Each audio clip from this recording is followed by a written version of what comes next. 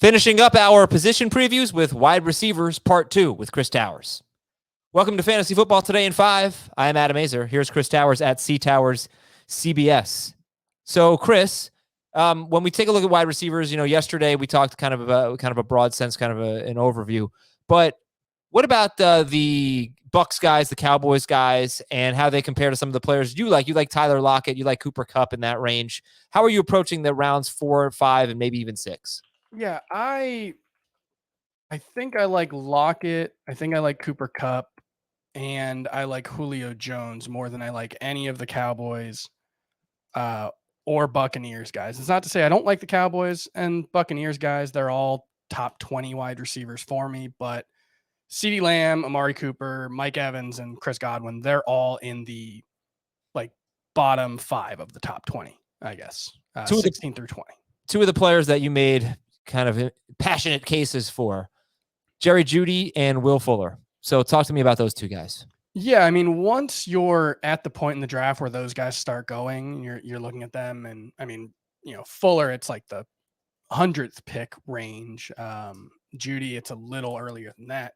I think you should be looking for upside. I don't think safety matters all that much. You should have gotten your safe wide receivers earlier. You should be looking for guys who can take a big step forward. And Jeudy, I think there's a non-zero chance we're talking about him as a top 12 wide receiver in 2022. I think he could emerge as by far the go-to guy, even with Courtland Sutton back. I think Courtland Sutton could be a really good complement as the deep guy, but Judy's going to be the number 1 wide receiver. And he's shown the ability in the NFL, 1, to get open constantly, which is, his calling card. He's an incredible route runner, but then 2, to both make plays downfield and to make plays with the ball in his hands. And that's what you're looking for from a wide receiver. That's the kind of thing that makes Julio Jones and A.J. Brown so special. So, he doesn't have the physical tools that those guys do, but I think he's as talented as any wide receiver from last year's class, including CeeDee Lamb.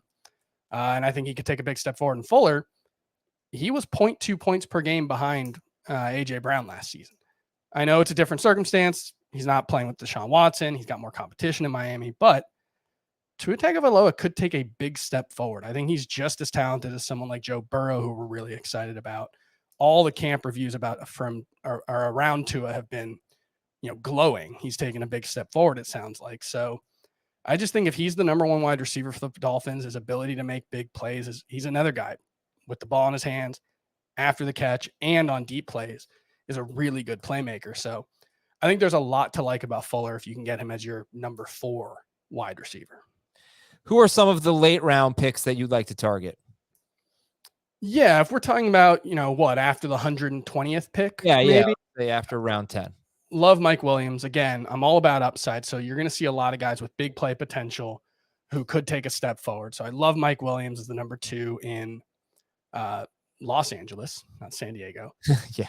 I like Mecole Hardman. I like taking a flyer on Marvin Jones.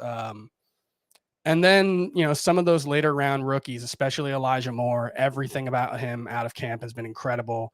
And Rondale Moore, I think he's just such a perfect fit for how Cliff Kingsbury runs his offense. The ability for him, especially, to make plays with the ball in his hands.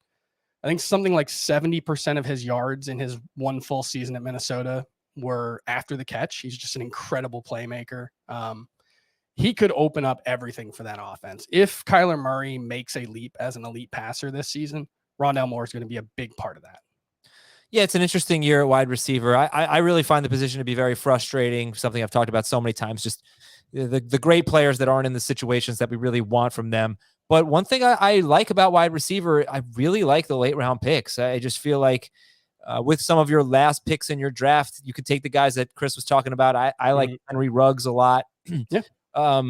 Marquez Callaway. Not to say that I'm sure Henry Ruggs is going to have a good year, but I like the gamble to take on him. I think there are a lot of players late and even on waivers to start the season, like Sammy Watkins, who might be the clear-cut number 1 guy due to injuries to start the year. Well, that's why I'm always looking for upside, and I'm never chasing floor at wide receiver, really, because you'll never have a problem finding someone who could give you 11 points per game on waivers. Those guys are going to be out there. So you should be looking for guys who can make a difference, because unlike running back, if you do find yourself in a spot where you don't trust your guys or there's injuries and you need a lineup hole to fill, there's going to be someone at wide receiver who can give you that.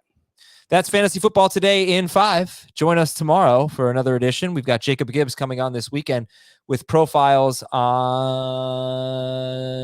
a couple of players. Chris, who are we talking about? I guess Chris Godwin and Chris. Who else is it? One other player that he doesn't want to draft this year. Oh, J.K. Dobbins.